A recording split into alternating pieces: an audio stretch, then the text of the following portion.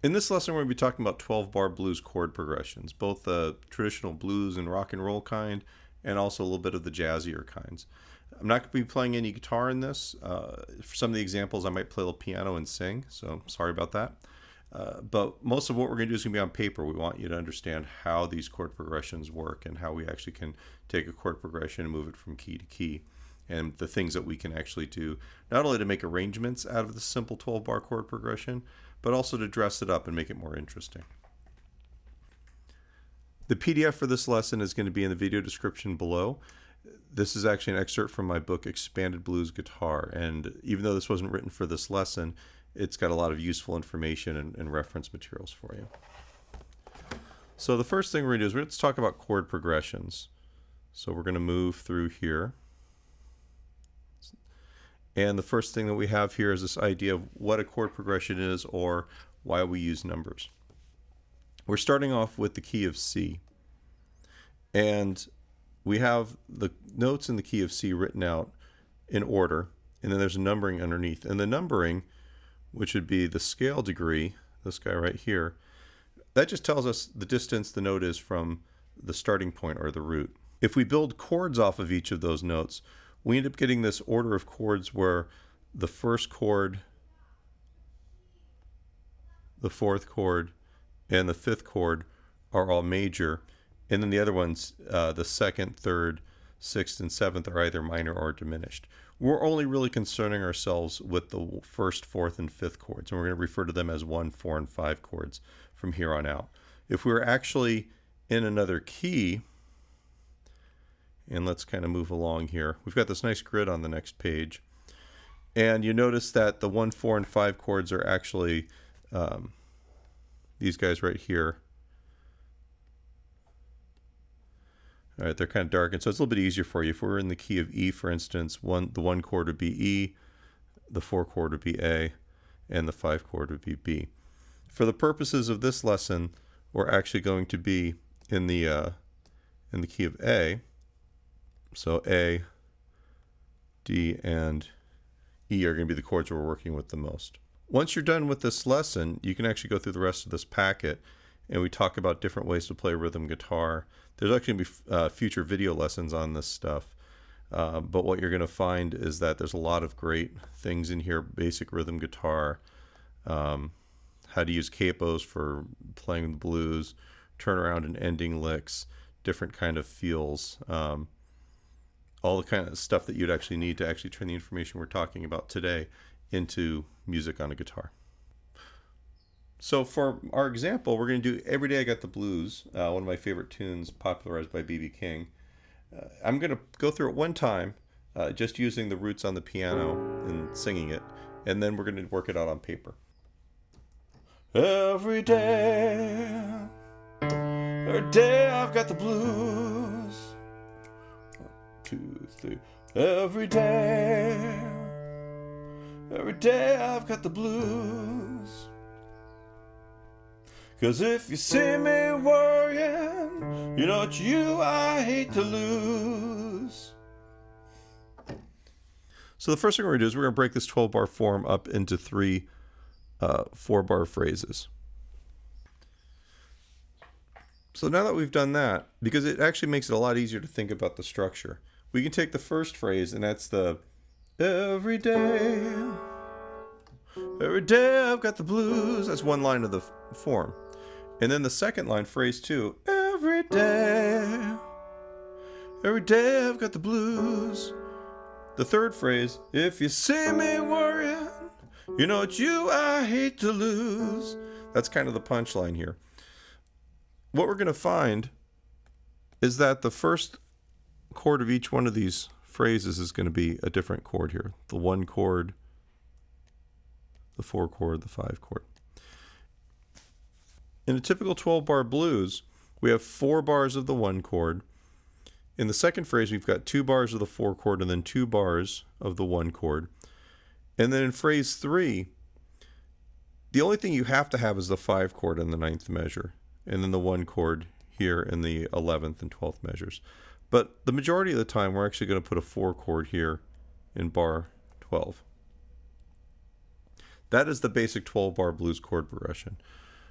Now, if I wanted to, just to make this a little bit easier to read here, let's put the words here.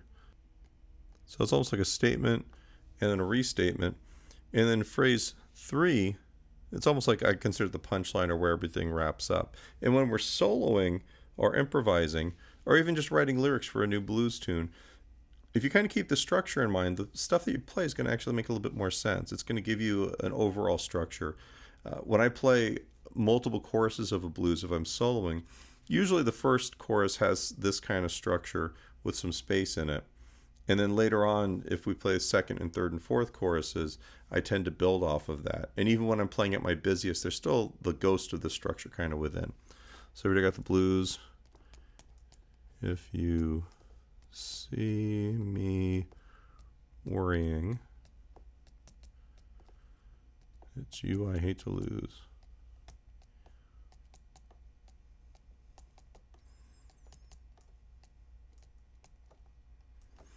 Okay, so that's the first part here, is the idea that we actually can divide this up into 3 4-bar phrases. You get used to this, you actually start hearing, even like the drummers that you play with, they'll usually kind of support that. Maybe they'll play like a fill up here that leads us into phrase 2, and maybe there might be a little something in the end of that line that leads you into phrase 3. And then when you get to the last 2 bars here, we're going to talk about what turnarounds are. And the form and the structure becomes really easy to feel once you become aware of these things. So things that we can add to this to actually make it a little bit more interesting, or things that people just traditionally do. First thing is you put a 5 chord in the last bar if you're repeating it, or if you're wanting to turn this around back to the beginning. All right, and in that case, once you get here, all right, you're just going to bring it back to the beginning here. All right, that turns around the form. If you're ending, you just wouldn't play that chord. You would just stay on the 1 chord. The other thing, and we do this in mid to slow tempo blues more often than not, is we actually have this idea that you can put a 4 chord in the second measure and then go back to the 1 chord for bars 3 and 4. All right, so if I was to do this again, but I'll put those in there. Every day. Here's the quick change. Every day I've got the blues. And then it's back to the 1 chord. Going to phrase 2. Every day I've got the blues. And then phrase 3. If you see me worrying, you know it's you I hate to lose. Every day. And that was the turnaround right there. That was the 5 chord at the end. A lot of times if you're ending the song, you go 5. If you see me worrying, you know it's you I hate to lose. You could end it right there. Or if you see me worrying, you know it's you I hate to lose. We've got licks like that actually in the packet. We'll talk about that later on. Where you could put a turnaround, an actual turnaround lick, would be in this part of the form, from here to here. And if you look in the packet where there are turnaround licks, it would actually be in the last 2 bars. And typically within that you would have the 1 chord here and then the 5 chord here as part of it, but then there'd actually be a lick. Something along those lines. When we actually do a lesson where we're playing guitar and talking about parts, we'll actually re-explore all this stuff, but I'll show you those licks. Let's talk about what happens when you're playing a jazz blues. In this case, we have a lot of the same stuff going on. We have the 1 chord there. You could put the 4 chord here, back to the 1 chord. You have the 4 chord in the 5th measure, back to the 1 chord. The biggest difference is, instead of having in the 9th measure the 5 to the 4 chord, we'll usually have a 2 chord to a 5 chord, and then a 1 chord. Say we're in the key of A. This would now give us A7, D7. Remember that playing blues, we're playing mostly dominant chords or 7th chords. And we've got D7 here, A7. The 2 chord would be B minor 7, 5 chord would be E7, and then A7 there. That's kind of the key difference, but we can also dress up a couple things here too. So if you're not playing the A7, is really emphasize it here, because that A7, it wants to resolve to the D7 right there.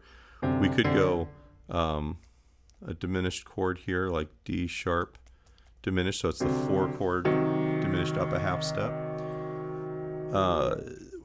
Using 5 chords to move from chord to chord, in this case, the 5 of B minor 7, we could put a F sharp 7 right there.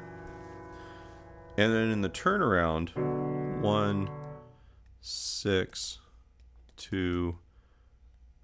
That's a pretty common turnaround in jazz music. All right, so it'd be A minor or A7, F sharp minor 7, B minor 7, E7 right there. These are the basics for a jump blues. You might see some of these changes in a slow blues and more traditional slow blues as well.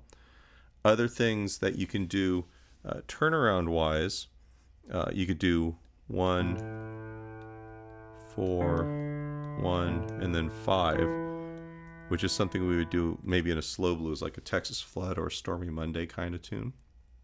The last thing I want to discuss is the fact that we can take your turnaround, and if we actually started at the turnaround, you can make that an intro. So before the 1 chord here, you could, and we'll just stick another line up here for a second. So this is one more.